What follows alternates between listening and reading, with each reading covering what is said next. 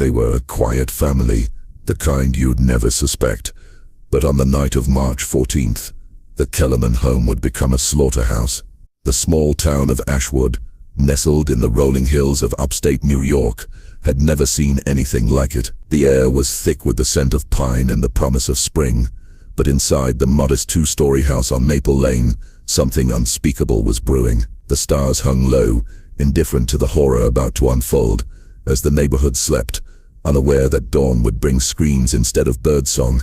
The Kellermans were the picture of suburban normalcy. David, 42, was a high school math teacher, known for his dry humor and knack for making algebra bearable. His wife, Ellen, 39, worked part-time as a librarian, her soft voice and warm smile a comfort to anyone borrowing a book. Their two children, 16-year-old Sophie and 12-year-old Ethan, were polite if unremarkable. Sophie was a junior, a quiet girl who loved sketching in her notebook during lunch breaks. Ethan, small for his age, was obsessed with video games and could often be seen biking around the neighborhood with his best friend Tommy. They lived in a pale blue house with white shutters, the kind of place where the lawn was always mowed and the Christmas lights came down promptly after New Year's. Neighbors described them as nice folks, or the kind of people you waved. Nothing about them screamed danger, not on the surface, but surfaces can lie. The Kellerman's home, though tidy, held its secrets in the spaces between words. David's late nights grading papers sometimes stretched past midnight. His office door locked. Ellen's smile, while warm, often faded when she thought no one was looking.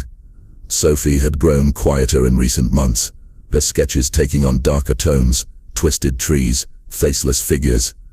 Ethan, too, had started asking Tommy strange questions, like whether he thought people could just snap. Small cracks barely noticeable, but they're nonetheless. The neighbors, wrapped in their own routines, didn't see them. Ashwood was a place where people minded their business, and the Kellermans were no exception. Until they were. In the weeks leading up to March 14th, things began to shift. Mrs. Delaney, the elderly widow next door, noticed David's car pulling into the driveway later than usual. Sometimes at 2 a.m., she assumed he was tutoring after hours, though she never asked. At the library, Ellen misfiled books, a rarity for her meticulous nature, and snapped at a co-worker who pointed it out. Sophie's art teacher, Miss Harper, found a drawing slipped under her classroom door, a crimson smear of watercolor shaped like a hand, with no explanation. Ethan, meanwhile, stopped biking with Tommy, claiming he was busy, despite school being out for spring break. On March 12th, a delivery driver reported hearing shouting from the Kellerman house, though he couldn't make out the words. He drove off, thinking nothing of it. Families argue after all. The day before the tragedy, Ellen was seen at the grocery store, her cart half empty. She bought milk, bread, and a single pack of razor blades, which struck the cashier as odd but not alarming. David missed his last class of the day, leaving a substitute to cover without explanation. Sophie skipped her after-school art club, and Ethan didn't answer Tommy's texts inviting him to play basketball. That evening, Miss Hargrove, who lived across the street, saw all the Kellerman's lights on at 10 p.m. Unusual for a family that typically turned in early.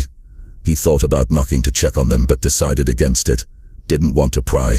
He later told police, his voice heavy with regret. March 14th dawned cold, the kind of chill that clings to your bones. By evening, the temperature had dropped to the low 30s, and a light fog rolled in from the nearby woods. Inside the Kellerman house, the air was heavier still. No one knows exactly what sparked it, but by 11 p.m. the quiet family was unraveling. The first scream pierced the night at 11:17, according to Mrs. Delaney, who jolted awake but dismissed it as a fox or a neighbor's TV. A second scream followed, sharper, cut off abruptly. Then silence.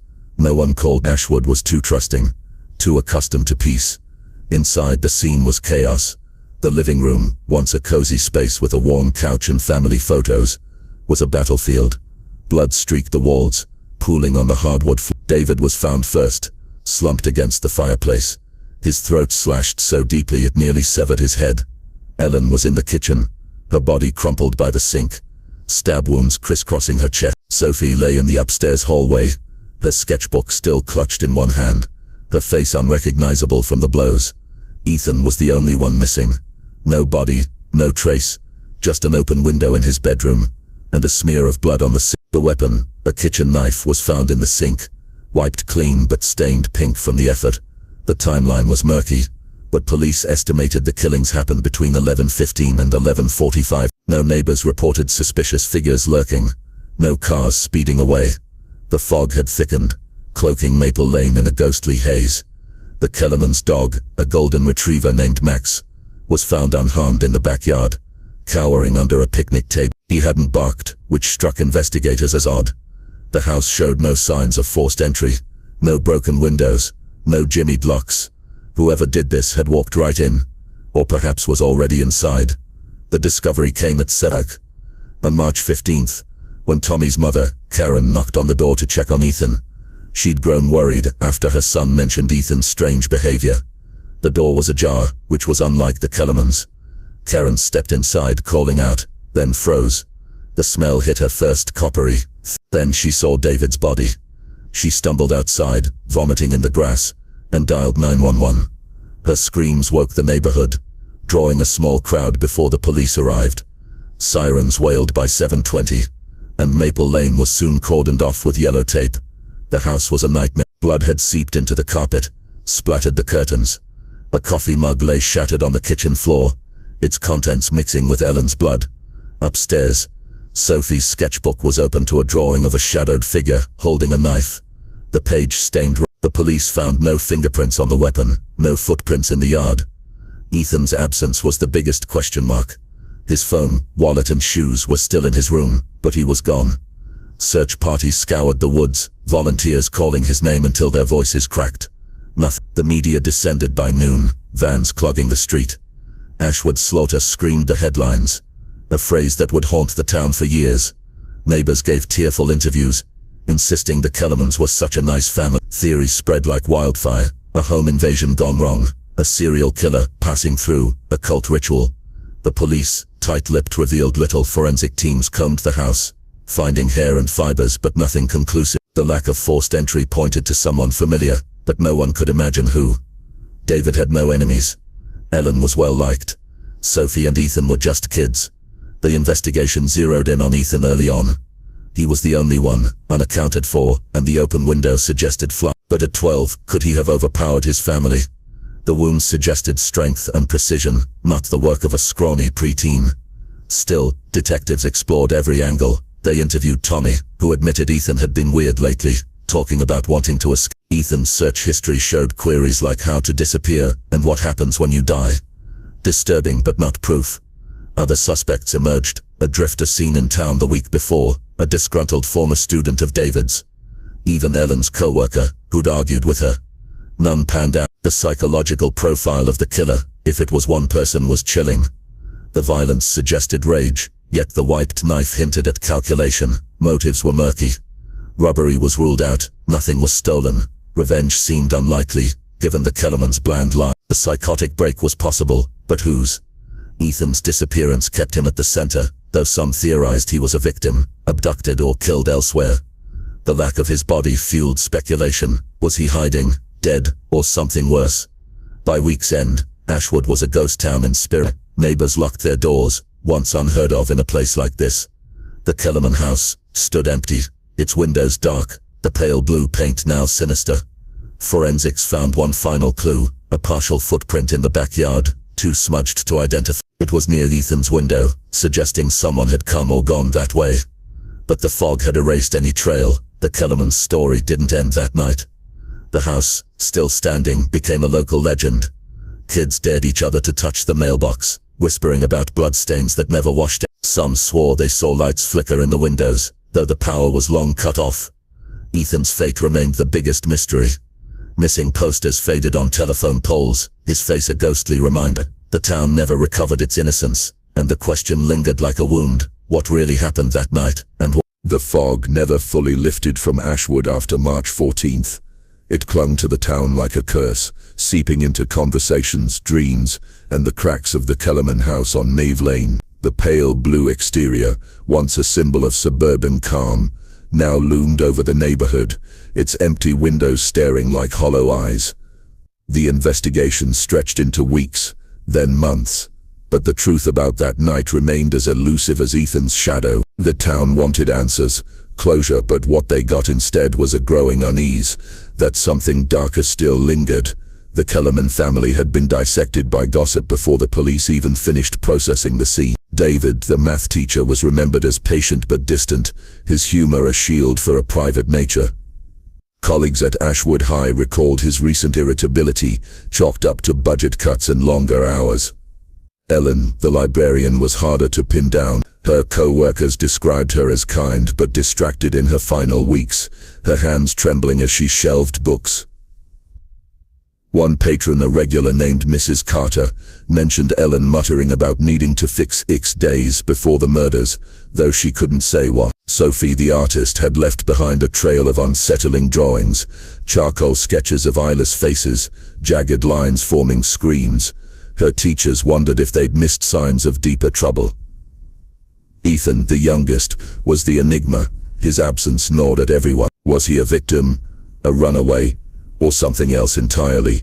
The weeks before the killings offered more questions than clues. Neighbors pieced together fragments. The Kellerman's dog Max barking at nothing in the backyard, a strange car, a dark sedan parked down the street for 2 nights, then gone.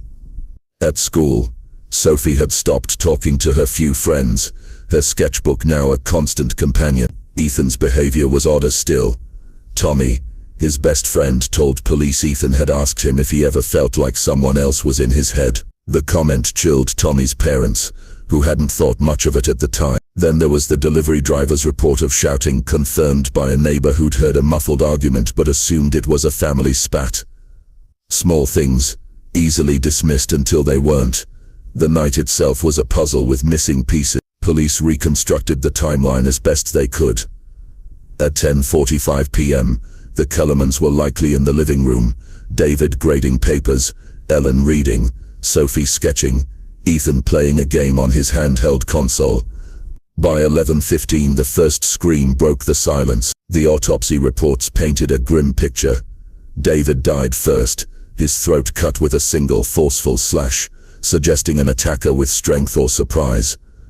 Ellen's wounds, 27 stab marks, indicated frenzy, her hands sliced from trying to fight back. Sophie's death was the most brutal, her skull fractured by repeated blows before a final stab to the chest. The kitchen knife, wiped but not well enough, held traces of all 3 victims' blood. Ethan's absence was the anomaly. His room showed no signs of struggle, just the open window and that smear of blood, his own DNA confirmed on the sill. Had he fled, been taken, or had he wielded the knife? The discovery of the bodies shattered Ashwood's quiet morning. Karen, Tommy's mother, had barely processed the sight of David's corpse before police swarmed the house. The scene was chaos preserved in blood. Overturned furniture, a shattered lamp, and Sophie's sketchbook, its final drawing a crimson spiral that bled into the page. The house was sealed off, but not before neighbors caught glimpses through the open door. Whispers spread about the smell, the stillness, the way Max the dog whimpered in the yard. The police were methodical, but guarded, releasing only what they had to.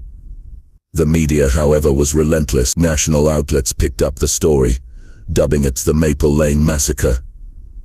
Reporters camped outside, interviewing anyone who'd ever met the Kellermans. The public's reaction was a mix of horror and fascination. Candlelight vigils sprouted up, but so did morbid curiosity, with strangers driving by to gawk at the house. The investigation became a labyrinth. Forensics found no foreign fingerprints, no unfamiliar DNA. The wiped knife suggested intent to cover tracks, but the savagery of the killings screamed impulse. Ethan remained the focal point. His disappearance, combined with his recent odd behavior, made him a suspect in some eyes, a victim in others. Detectives interviewed everyone close to the family. David's students mentioned his stress, but no enemies. Ellen's co-worker, the one she'd snapped at, had an airtight alibi. The drifter seen in town was tracked down in Ohio, unconnected. A tip about a disgruntled former student led nowhere. The partial footprint in the backyard, size 9 and smudged, matched no one in the family. Ethan wore a size 7. The dark sedan was never identified. Motive was the sticking point. Robbery was out. Nothing was taken. Not even Ellen's pearl necklace. Still on her body. Revenge seemed unlikely. The Kellermans were too ordinary to inspire such hate. Mental illness was floated, especially for Ethan. His search history, accessed via his laptop, included phrases like, "How to stop feeling angry," and "Can you forget who you are?" A psychologist consulted by the police suggested dissociative tendencies, but without Ethan it was guesswork. Some detectives leaned toward a family member as the killer, given the lack of forced entry. Others argued a stranger could have knocked, trusted by the family. The absence of Ethan's body fueled wild theories. He'd been kidnapped. He'd staged it all. He was hiding in the woods. Search parties found nothing. Not a shoe. Not a scrap of clothing. The psychological profile of the killer was a contradiction. The precision of David's wounds suggested control, but Ellen and Sophie's injuries pointed to unhinged rage. The wiped knife and lack of fingerprints hinted at someone aware enough to cover their tracks, yet the chaos of the scene felt reckless. If Ethan was the killer, his age and size didn't add up, unless he'd had help. If he was a victim, where was his body? The police explored every angle. Even cult theories after Sophie's eerie drawings surfaced. Nothing stuck. The Kellerman house became a wound Ashwood couldn't close. By summer, it was boarded up. The lawn overgrown. For sale signs went up, then came down. No one wanted to live there. Kids spun tales of Sophie's ghost in the upstairs window, her sketchbook glowing red. Adults weren't immune. Mrs. Delaney swore she heard footsteps in the empty house at night. The town's innocence was gone, replaced by locked doors and suspicious glances. Ethan's missing poster, faded but still stapled to poles, became a grim landmark. Some believed he was dead, his body hidden in the vast woods. Others whispered he was out there watching. The legacy of March 14th grew into something larger than the crime itself. True crime blogs dissected the case, spawning theories about serial killers or secret family pacts. A podcast, The Ashwood Enigma, gained a cult following, though it offered no answers. The Kellerman's name became synonymous with mystery, their normalcy a cautionary tale. The house, still standing, was a magnet for thrill seekers and ghost hunters who left candles or spray-painted initials on the fence. Police chased them off, but the stories persisted. One rumor claimed Ethan had been spotted in a nearby town, older, hollow-eyed, but it was never confirmed. The question that haunted Ashwood wasn't just who did it, but why. What snapped in that quiet house? Was it rage, madness, or something no one could name? The woods beyond Maple Lane held their secrets, and the Kellerman home, now a silent monument, offered no answers. As the first anniversary approached, the town braced for another March 14th, wondering if the truth would ever surface, or if the fog would keep it buried forever. The fog that draped Ashwood after the Kellerman murders seemed to thicken with time, as if the town itself was holding its breath, waiting for answers that never came. By the second year, the pale blue house on Maple Lane stood as a grim relic, its paint peeling, its windows boarded, yet its presence inescapable. The Kellerman story had burrowed into the town's psyche, a wound that festered with every unanswered question. The investigation trudged on, but the trail was cold, and the mystery of March 14th grew into something larger, a haunting that refused to fade. The weeks leading up to the killings had been pored over oddly, each detail scrutinized for meaning. Neighbors recalled more fragments. A package left on the Kellerman's porch, unopened, days before the murders. Ellen's car parked crookedly in the driveway, unusual for her meticulous habits. Sophie's art teacher finding a note in her desk that read, "It's too loud inside," with no context. Ethan's behavior remained the most troubling. Tommy, his friend, told police about a conversation where Ethan asked, "What if you had to hurt someone to save them?" Tommy had laughed it off, thinking it was a hypothetical. Now it felt like a warning. At the library, Ellen had been seen staring out a window for minutes, unresponsive to a patron's question. David, too, had slipped missing parent-teacher conferences, his usual calm replaced by a distracted edge.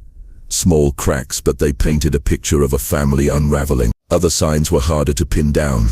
The dark sedan spotted on Maple Lane was never traced, though a gas station clerk 3 miles away recalled a similar car filling up that week, driven by a man who paid in cash and avoided eye contact. Mrs. Delaney, the nosy neighbor, mentioned hearing a low hum from the Kellerman house late at night, like a machine or a chant, though she couldn't be sure. The delivery driver's report of shouting gained weight when a jogger recalled hearing a crash from the house around 9 on March 13th, like glass breaking. Police found no broken windows, but the shattered coffee mug in the kitchen suggested something had happened. These were threads, not answers, and they tangled more than they tied. The night of March 14th was reconstructed with forensic precision, yet it remained maddeningly incomplete. At 10:30 p.m. the Kellermans were likely together. David in his armchair, Ellen on the couch, Sophie sketching, Ethan in his room. The first scream logged by Miss Delaney at 11:17 marked the start. David's death was swift, a single cut to the throat, arterial spray painting the fireplace. Ellen's struggle was longer. Her defensive wounds suggested she fought for her life, her blood pooling in the kitchen where she fell. Sophie's killing was the most savage blunt force trauma to the head, then a stab to end it. Her sketchbook found beside her held a final image, a figure with no face, holding a knife surrounded by red scribbles. Ethan's absence was the void at the center. His window open showed blood on the sill, his confirmed by tests, but no footprints outside, despite the soft earth. The knife, wiped but stained, bore no prints. Max, the dog, hadn't barked, a detail that gnawed at investigators. The killings, spanning roughly 30 minutes, were both chaotic and calculated, a paradox no one could unravel. The discovery at 7:03 a.m. on March 15th was seared into Ashwood's memory. Karen, Tommy's mother, had pushed open the ajar door expecting to find Ethan for a playdate. Instead, she found David's body, his eyes open, staring at nothing. The smell of blood hit her like a wall, and she fled screaming to call 911. Police arrived to a scene of carnage, blood-soaked rugs, overturned chairs, and Sophie's sketchbook, its pages warped by gore. Ellen's body by the sink was surrounded by broken glass, a mug, a plate, as if she'd grabbed for anything to defend herself. The house was otherwise untouched, no missing valuables, no signs of looting. Ethan's room held his phone, his sneakers, his backpack, but no Ethan. The open window suggested escape or abduction, but the lack of tracks outside deepened the mystery. By 8 a.m. Maple Lane was a circus of sirens, reporters, and stunned neighbors clutching coffee mugs, unable to look away. The investigation was a beast with too many heads. Forensics found little beyond the obvious: the knife, the blood, the footprint that led nowhere. Fibers on Ellen's body didn't match any clothing in the house, hinting at an outsider, but they were too common to trace. Ethan's laptop revealed more disturbing searches: how to hide from everyone, what makes people kill, but nothing concrete. Detectives grilled anyone connected to the family. David's principal mentioned a parent who'd argued with him over a failing grade, but the man was in Florida that week. Ellen's co-worker, the one she'd snapped at, was cleared by security footage. The drifter from Ohio was questioned again. He'd been nowhere near Ashwood. Ethan remained the ghost in the machine. His size made him an unlikely killer, but his disappearance made him the only suspect who couldn't be ruled out. A profiler suggested a family annihilation scenario, possibly triggered by a psychological break, but who's David's Ellen's? The lack of forced entry pointed to someone trusted, yet no one fit the bill. Theories multiplied like shadows. Some believed Ethan snapped, killed his family and fled, overwhelmed by guilt or madness. Others thought he was taken by the real killer, his body dumped where no one would find it. A few whispered about a stranger, a transient, a predator, who slipped in and out, leaving Ethan as the scapegoat. The dark sedan fueled speculation, as did Sophie's drawings, which some called prophetic. A local pastor even suggested demonic influence, pointing to the evil in her sketches. The police dismissed this, but couldn't ignore the public's hunger for answers. Ethan's missing posters blanketed the county. His boyish face, a constant reminder of the void. Search parties dwindled as hope faded, the woods yielding nothing but rumors of sightings that never panned out. The killer's profile was a patchwork of contradictions. The precision of David's wounds suggested experience or planning. The brutality of Ellen and Sophie's death screamed rape. The wiped knife showed cunning, but the untouched valuables ruled out greed. If Ethan was involved, his motive was a blank anger, fear, psychosis. If it was a stranger, why the Kellermans? Why no The profiler noted the killer likely knew the house's layout, given the speed and lack of forced entry. This pointed back to Ethan's principle, but Ethan's youth and slight build didn't align. The investigation stalled, buried in dead ends. The Kellerman house became Ashwood's albatross. By 2025 it was a decaying monument, its yard a jungle of weeds. No one bought it. No one dared. Teenagers broke in, leaving graffiti and beer cans, while ghost hunters claimed EMF spikes and cold spots. Urban legends grew. Sophie's ghost wailed at midnight. Ethan's shadow moved in the wood. A copycat vandalism, a red handprint on the door sent chills through the neighborhood. The town's spirit was broken. Its trust eroded.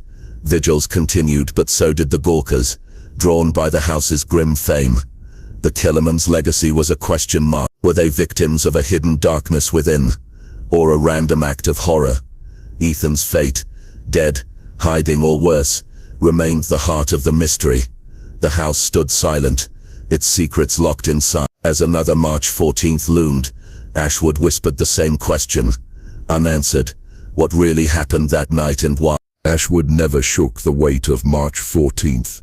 The Kellerman house on Maple Lane stood like a tombstone, its pale blue walls now grayed by neglect, a silent witness to the voa that had gutted the town's soul. 3 years on, the murders were no closer to being solved, yet they haunted every corner of Ashwood, its diners, its churches, its nightmares.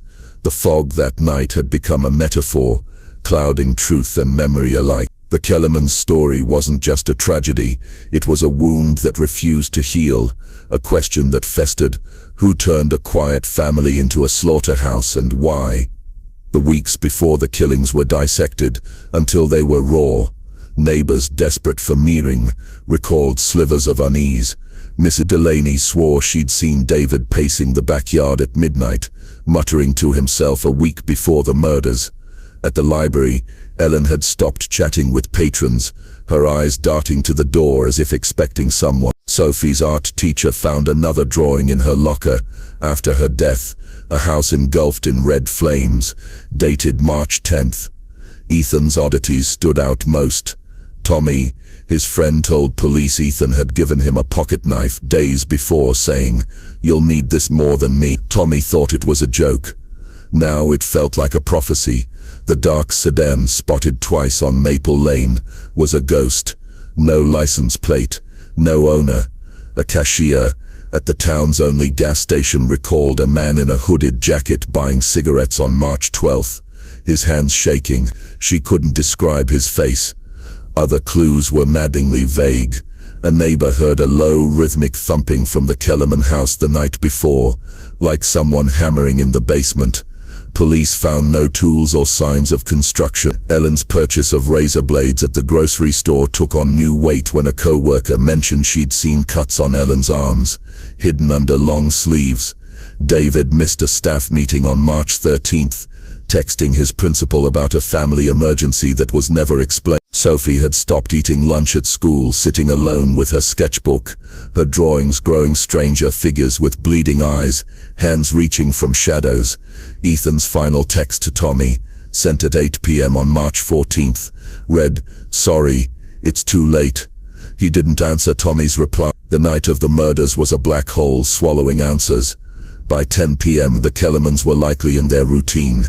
David grading tests, Ellen tidying the kitchen, Sophie sketching upstairs, Ethan in his room. The first scream at 11:17 p.m. per Mrs. Delaney was sharp but brief. A second guttural cry followed, then silence. The timeline pieced together from forensics was brutal.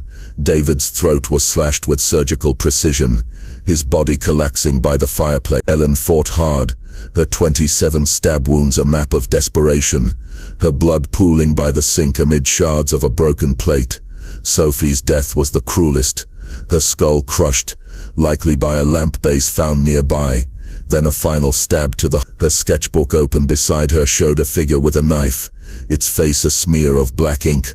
Ethan's room was empty, save for the blood on the windowsill, his blood confirmed by DNA. The window was open, the screen removed, but the ground below showed no tracks despite recent rain. The kitchen knife, wiped but still pink with blood, held no prints. Max the dog was unharmed in the backyard, silent, a detail that baffled investigators. No neighbors saw strangers, no cars sped off. The fog, thick by 11 p.m., cloaked Maple Lane in secrecy. The killings, spanning roughly 30 minutes, were both frenzied and deliberate, a paradox that gnawed at detectives. The lack of forced entry suggested someone trusted, someone who knew the house. But who? Karen's discovery at 7:03 a.m. on March 15th was the moment Ashwood broke. She'd knocked, found the door ajar and stepped into a slaughterhouse. David's body, rigid by the fireplace, was the first horror. Ellen's in the kitchen, Sophie's in the hallway. The images seared themselves into Karen's mind. She stumbled out, vomiting. By 7:30, police had sealed the house, but not before neighbors glimpsed the carnage. Blood had soaked the rugs, splattered the walls, and pooled under furniture. A shattered mug lay by Ellen, a lamp base by Sophie, its cord tangled in her. Ethan's room held his phone, his shoes, his life, everything but him. The open window was the only clue to his fate, but the absence of footprints outside deepened the mystery. The investigation was a maze of dead ends. Forensics found the knife, the blood and little else. A single fiber, navy blue, clung to Ellen's sleeve, common, untraceable. Ethan's laptop revealed searches like how to run away forever, and what happens to killers. His journal, found under his bed, had one entry from March 13th. I can't stop it. It's coming. Cryptic, chilling but not proof. Detectives chased every lead. A parent who'd clashed with David over a grade was cleared by an alibi. The drifter in Ohio had no connection. Ellen's co-worker, questioned again, admitted to a petty argument but nothing more. The partial footprint in the backyard, size 9 smudged, was useless without a match. Ethan's size 7 shoes ruled him out. Theories spiraled. Ethan as the killer made no sense. His small frame couldn't account for the strength behind the wounds. Yet his disappearance made him the prime suspect. Was he a victim, taken by an unknown assailant? A runaway driven by fear or guilt? A few pushed wilder ideas. A cult, sparked by Sophie's drawings. A serial killer passing through. The dark sedan fueled speculation, but no witnesses could confirm it. The profiler painted a killer both calculated and unhinged. Someone who planned the entry but lost control in the act. Motive remained elusive. No robbery, no revenge, no clear trigger. If Ethan was involved, what pushed a 12-year-old to such horror? If not, where was... The Kellerman house became Ashwood's ghost. By 2025 it was a husk, boards loose, roof sagging. No one bought it, no one could. Teenagers dared each other to sneak inside, finding only dust and graffiti.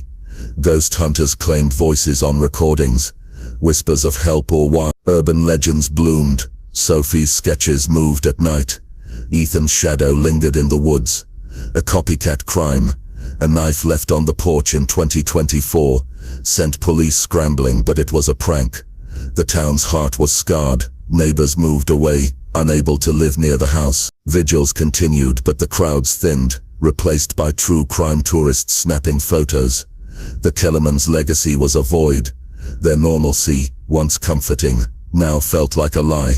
Ethan's face, faded on posters, was a ghost of its own. Was he dead, hidden in the woods, alive, starting over somewhere? Or had he been there all along, watching? The house held its secrets, its silence louder than the screams that night. As March 14th loomed again, Ashwood braced for another year without answers.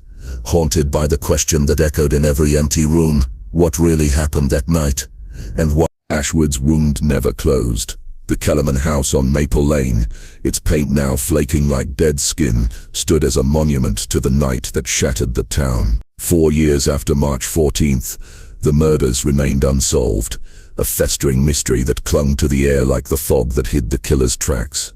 The town had changed. Doors stayed locked, smiles were cautious, and the woods beyond the house were avoided after dusk. The Kellerman's story wasn't just a tragedy, it was a curse etching itself into Ashwood's bones, leaving behind a question that gnawed at everyone: what turned a quiet family into a slaughterhouse?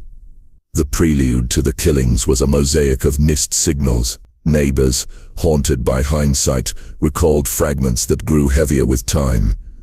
Mrs. Delaney, now frail and housebound, swore she'd seen David staring at the sky one night, his face blank, a week before the murders. Ellen, at the library, had dropped a stack of books on March 11th, apologizing profusely, her eyes red as if she'd been crying. Sophie's art teacher found a crumpled sketch in the trash, a figure drowning in a sea of red lines, dated March 12th. Ethan's strangeness lingered most vividly. Tommy, his friend, told police Ethan had whispered, "It's not safe anymore," during a sleepover days before, his voice flat. Tommy thought he was joking. He wasn't. The dark sedan, spotted thrice on Maple Lane, remained a phantom, no plates, no driver identified. A clerk at the diner recalled a man in a grey coat, lingering outside the Kellerman's house, but his description was vague, lost to the fog of memory. Other clues were maddeningly elusive. A neighbor heard a faint, repetitive tapping from the Kellerman house the night before, like a fade no one could crack. Police found no source. Ellen's razor blades, bought days earlier, took on new weight when a librarian noticed faint scars on her wrists, hidden by bracelets. David cancelled a tutoring session on March 13th, citing personal matters, his voice curt over the phone. Sophie stopped speaking in class, her sketchbook filled with images of faceless figures and jagged shadows. Ethan's last conversation with Tommy, hours before the murders, ended with him saying, "Don't come over tonight. Promise." The text he sent at 8:47 p.m. on March 14th, "It's over," was never explained. The night itself was a void, its details reconstructed but never whole. At 10 p.m., the Kellermans were likely in their routine, David marking papers, Ellen washing dishes, Sophie sketching, Ethan in his room. The first scream, logged at 11:17 p.m. by Mrs. Delaney, was sharp, almost animalistic. A second, choked cry followed, then silence swallowed Maple Lane. Forensics mapped the horror. David died first, his throat slit with a single deep cut, blood spraying the fireplace. Ellen's 27 stab wounds showed a desperate struggle, her hands slashed as she fought, collapsing by the sink amid broken glass. Sophie's death was the most brutal, her skull fractured by repeated blows, likely from a heavy bookend found nearby, then a final stab to the chest. Her sketchbook, open beside her, held a drawing of a knife-wielding shadow, its edges smeared with her blood. Ethan's room was empty, his window open, a streak of his blood on the sill. No footprints marked the muddy ground below despite the rain. The kitchen knife, wiped but faintly pink, bore no fingerprints. Max, the dog, cowered in the backyard, silent, a detail that haunted detectives. No neighbors saw strangers, no cars fled. The fog, dense by 11 p.m., cloaked everything. The killings, spanning roughly 30 minutes, were a mix of precision and chaos. David's clean wound, Ellen and Sophie's frenzied injury. The lack of forced entry pointed to someone trusted, someone who knew the house's layout. But who? Ethan, missing, was the only piece that didn't fit. Karen's discovery at 7:03 a.m. on March 15th broke Ashwood's heart. She'd knocked, found the door ajar, and stepped into a nightmare. David's body by the fireplace, eyes wide, was the first shock. Ellen's in the kitchen, Sophie's in the hallway. The blood was everywhere, soaking carpets, staining walls. A shattered plate lay by Ellen, a bookend by Sophie, its edge crusted with blood. Ethan's room held his phone, his sneakers, his life, but no Ethan. Karen's screams woke the street, and by 7:30, police had cordoned off Maple Lane. Neighbors gathered, whispering, unable to look away. The media swarmed by noon, their cameras hungry for the carnage. Maple Lane Massacre became a national headline. The Kellermans' ordinary lives now a grim spectacle. The investigation was a slog through quicksand. Forensics offered scraps. The knife, the blood, a single grey thread on Sophie's shirt, too generic to trace. Ethan's laptop held searches like how to vanish, and why do people hurt each other. A notebook under his bed had one line, dated March 14th. It's not my fault. Detectives chased every lead. A student who'd argued with David was cleared by a time-stamped receipt. The drifter in Ohio was unrelated. Ellen's co-worker, questioned thrice, had a solid alibi. The backyard footprint size 9. Blurred, matched no one.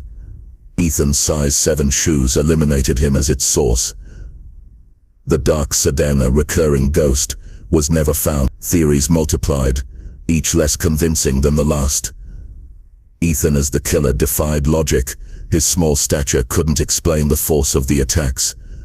Yet his absence made him suspect number one. Was he abducted, his body hidden?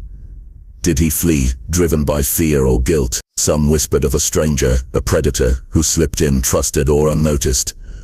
Sophie's drawings, now infamous, fueled talk of cults or supernatural forces, though police scoffed. The profiler described a killer both methodical and unhinged, calculated enough to wipe the knife, reckless enough to leave chaos. Motive was a dead end. No robbery, no clear enemies. If Ethan was involved, what snapped in a 12-year-old? If not, where was he? The Kellerman house became Ashwood's scar. By 2025, it was a ruin, windows cracked, roof leaking. No one bought it. No one would deal. Teenagers broke in, leaving spray paint in cigarette butts. Ghost hunters recorded voices, claiming Sophie's name echoed in stat. Urban legends grew. The house bled at midnight. Ethan's footsteps sounded in the woods. A knife left on the porch in 2024 was a sick prank, but it revived the town's fear. Neighbors fled Maple Lane, unable to live near the house. Vigils shrank, replaced by true crime fanatics snapping photos for podcasts. The Kellermans' legacy was a shadow over Ashwood.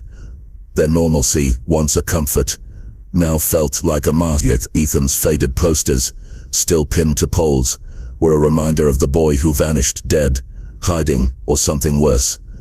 The house held its secrets, its silence louder than the screams of that night. As another March 14th loomed, Ashwood braced for the anniversary, the question still burning. What really happened that night? And 5 years after the bloodbath on Maple Lane, Ashwood remained a town in mourning, its pulse weakened by the unsolved murders that had torn through the Kellerman family. The pale blue house, now a sagging skeleton of its former self, stood as a grim sentinel, its windows shattered, its roof pocked with holes. The fog that cloaked the night of March 14th seemed to linger in the town's collective psyche, a shroud over truths that refused to surface. The investigation, once a fire, had dwindled to embers, leaving Ashwood to grapple with a mystery that grew more elusive with time. The question wasn't just who killed the Kellermans, it was what festered beneath their quiet facade to unleash such horror. The weeks before the massacre were a tapestry of overlooked warnings, each thread sharper in hindsight. Mrs. Delaney, now confined to a nursing home, still spoke of David's late-night pacing, his silhouette in the backyard muttering words she couldn't catch. At the library, Ellen's co-workers recalled her growing detachment. She'd stopped eating lunch, her hands fidgeting with a locket she never opened. Sophie's art teacher, haunted by guilt, kept a box of her students' final sketches, twisted figures, eyes scratched out, one labeled "The End," in red ink, dated March 13th. Ethan's behavior was the darkest omen. Tommy, his friend, told police of a moment days before when Ethan stared at the woods and said, "They're watching us." Tommy thought it was a game. It wasn't. The dark sedan seen lurking on Maple Lane was a specter. No registration, no driver ever named. A bartender downtown recalled a stranger in a black cap nursing a beer on March 12th, his eyes fixed on a news report about local crime.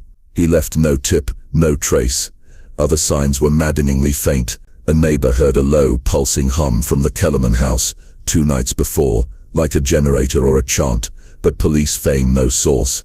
Ellen's razor blades bought days earlier gained weight when a co-worker noticed her sleeves always covered her wrists, even in the spring warmth. David skipped a math team meeting on March 14th, emailing a vague excuse about needing time. Sophie's final sketch found in her locker showed a house consumed by shadows, its windows bleeding.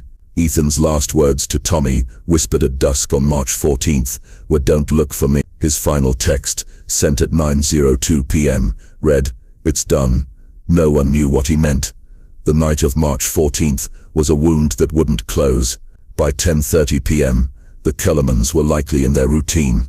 David at his desk, Ellen in the kitchen, Sophie sketching, Ethan in his room. The first scream, logged at 11:17 p.m. by Mrs. Delaney, was raw, piercing. A second, guttural cry followed, cut short. Forensics pieced together the slaughter. David's throat was slashed with a single expert stroke, his body slumped by the fireplace, blood pooling in the hearth. Ellen's 27 stab wounds told of a brutal fight, her hands sliced, her body crumpled by the sink, a broken glass at her feet.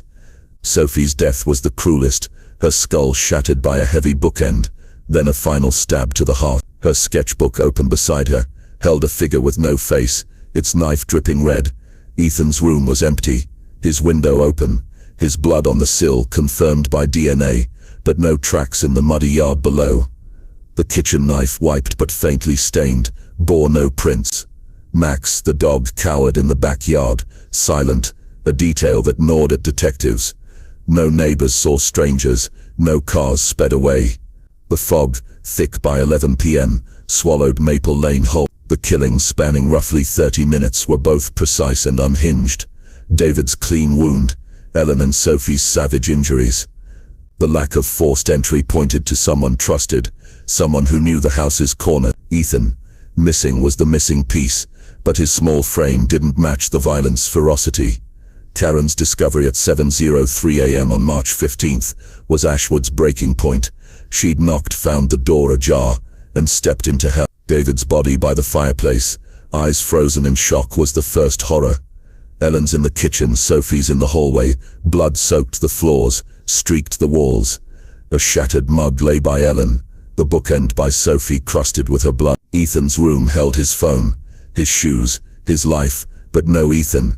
Karen's screams brought neighbors, then police, who sealed the house by 7:30. The media descended, their cameras ravenous. Maple Lane Massacre became a national obsession. The Kellermans' quiet lives, now a grim puzzle. The investigation was a maze of shadows. Forensics found the knife, the blood, and little else.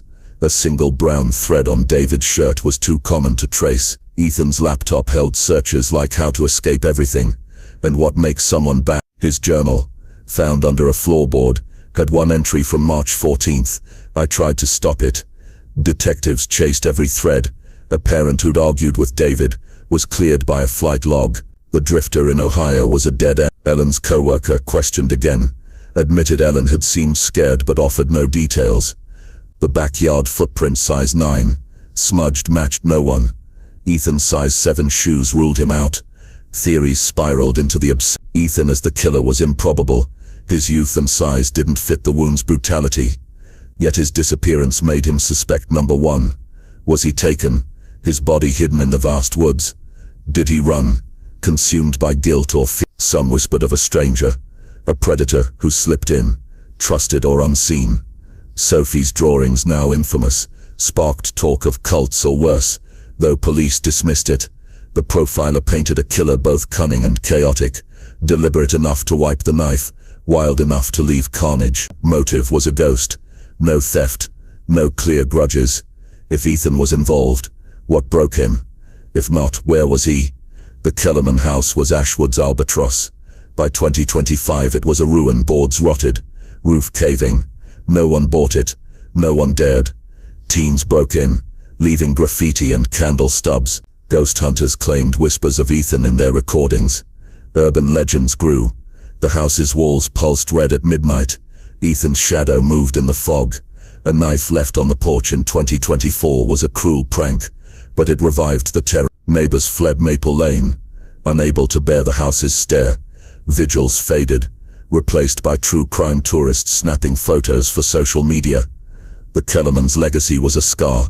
Their normalcy, once a comfort, now felt like a lie. Ethan's posters tattered on poles were a ghost of a boy dead, hiding, or something darker. The house kept its secrets, its silence louder than the scream.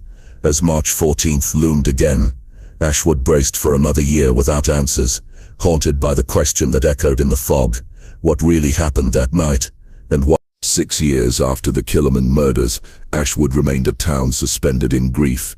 Its streets quieter, its trust eroded. The house on Maple Lane stood like a decayed tooth, its pale blue wave chipped to grey, its roof half collapsed under the weight of time. The fog of March 14th had never truly lifted, settling into the town's bones, a reminder of the horror that gutted the Kellermans and left a mystery that refused to die. The question wasn't just who wielded the knife, it was what darkness festered in that quiet home to birth such carnage, and why it still haunted Ashwood's soul. The weeks before the killings were a litany of missed signs, each one sharper in memory. Miss Delaney, now gone, had told anyone who'd listen about David's late-night muttering in the backyard, his hands clenched as if arguing with the stars. Ellen's co-workers at the library recalled her staring blankly at shelves, her fingers tracing a locket she never opened, her voice barely above a whisper. Sophie's art teacher, retired but haunted, kept her student's last drawing, a figure cloaked in red, its hands dripping, dated March. Ethan's strangeness cut deepest. Tommy, his friend, told police of a moment when Ethan gave him a crumpled note that read, "Don't come near the house." Tommy thought it was a prank. It wasn't. The dark sedan seen on Maple Lane 4 times was a ghost. No plates. No driver ever traced. A gas station attendant recalled a man in a dark hoodie buying a map on March 11th, his face shadowed, his voice low. He paid cash and vanished. Other clues were faint but chilling. A neighbor heard a soft rhythmic scraping from the Kellerman house the night before, like metal on stone, but police found no trace.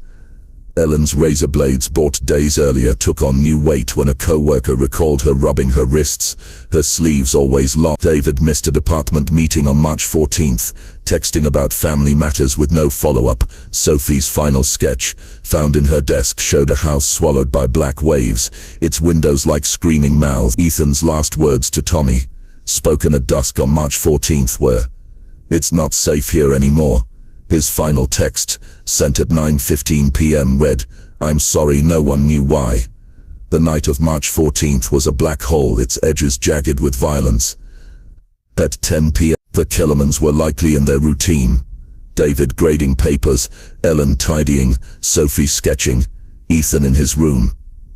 The first scream, logged at 11:17 p.m. by Mrs. Delaney, was raw, desperate. A second cry, choked and brief, followed. Forensics mapped the slaughter. David's throat was cut with a single precise slash, his body slumped by the fireplace, blood soaking the hearth. Ellen's 27 stab wounds showed a fierce struggle, her hands gashed, her body by the sink amid shattered glass. Sophie's death was the cruelest, her skull crushed by a heavy bookend, then a final stab to the heart. Her sketchbook open beside her, held a figure with no face, its knife drawn in red crayon. Ethan's room was empty, his window open, his blood on the sill. DNA confirmed, but no tracks in the wet earth below. The kitchen knife, wiped but faintly pink, bore no prints. Max, the dog, cowered in the backyard, silent, a detail that gnawed at investigate. No neighbors saw strangers, no cars fled. The fog, thick by 11 p.m., cloaked Maple Lane in secrecy. The killings, spanning roughly 30 minutes, were both surgical and savage. David's clean wound, Ellen and Sophie's frenzied injury. The lack of forced entry pointed to someone trusted, someone who knew the house's shadows. Ethan missing was the puzzle's missing piece, but his small frame didn't match the violence strength. Karen's discovery at 7:03 a.m. on March 15th was Ashwood's break. Ed had knocked, found the door ajar and stepped into a nightmare. David's body by the fireplace, eyes wide, was the first shock. Ellen's in the kitchen. Sophie's in the hallway. Blood painted the floors, the walls, the air. A broken plate lay by Ellen, the bookend by Sophie crusted with her blood. Ethan's room held his phone, his shoes, his life, but no Ethan. Karen's screams woke the street, and by 7:30 police had sealed Maple Lane. The media swarmed, their cameras ravenous. Maple Lane Massacre became a global fixation, the Kellermans' quiet lives now a grim riddle. The investigation was a slog through fog. Forensics found the knife, the blood and little else. A single black thread on Sophie's shirt was too generic to trace. Ethan's laptop held searches like how to disappear completely, and what happens when you hurt someone. His journal, hidden under a floorboard, had one line from March 14th, "I can't stop what's coming." Detectives chased every lead. A parent who'd clashed with David was cleared by a security camera. The drifter in Ohio was unrelated. Ellen's co-worker, questioned repeatedly, said Ellen had seemed terrified but wouldn't say why. The backyard footprint, size 9 blurred, matched no one. Ethan's size 7 shoes ruled him out. Theories grew wilder. Ethan, as the killer, was unlikely. His youth and size didn't fit the wound's brutality, yet his absence made him the prime suspect. Was he taken? His body hidden in the endless woods? Did he flee, consumed by fear or guilt? Some whispered of a stranger, a predator who slipped in, trusted or unseen. Sophie's drawings, now legendary, fueled talk of cults or supernatural forces, though police dismissed it. The profiler described a killer both calculated and unhinged, cunning enough to wipe the knife, reckless enough to leave chaos. Motive was a void, no theft, no clear enemies. If Ethan was involved, what broke a 12-year-old? If not, where was he? The Kellerman house became Ashwood's curse. By 2025 it was a huskboard splintered, walls tagged with graffiti. No one bought it, no one could. Teens broke in, leaving beer cans and candle wax. Ghost hunters claimed recordings of sobs, whispers of Ethan. Urban legends metastasized. The house's windows bled at midnight. Ethan's shadow stalked the woods. A knife left on the porch in 2024 smeared with red paint was a sick prank, but it sent the town into a panic. Most of Maple Lane's residents had fled, unable to live under the house's gate. Vigils stopped, replaced by true crime fanatics snapping photos for podcasts and blogs. The Kellerman's legacy was a wound that wouldn't heal. Their normalcy, once a comfort, now felt like a deception. Ethan's posters, faded to ghosts on telephone poles, were a reminder of a boy lost, dead, hiding, or something darker. The house kept its secrets, its silence louder than the screams of that. As another March 14th loomed, Ashwood braced for the anniversary, the question still burning in the fog. What really happened that night and why? The Kellerman murders linger as Ashwood's unhealed scar, a mystery that claws at the town's heart 6 years later. The crumbling house on Maple Lane stands silent, its secrets locked in blood-stained walls. Was Ethan, the vanished boy, a child broken by madness, or a victim swept away by an unseen predator? The fog of March 14th hides the truth, leaving only whispers of what tore a quiet family apart. This isn't just a crime. It's a riddle about the darkness beneath everyday life, a question that echoes, what really happened that night, and why? The answer remains out of reach. What's your take on the Kellerman tragedy? Did Ethan snap, or was something else at play? Share your theories in the comments. And let's dig deeper into this haunting tale. If it gripped you, smash that like button, subscribe for more chilling stories, and share this with anyone who loves a mystery. We can't wait to read your thoughts.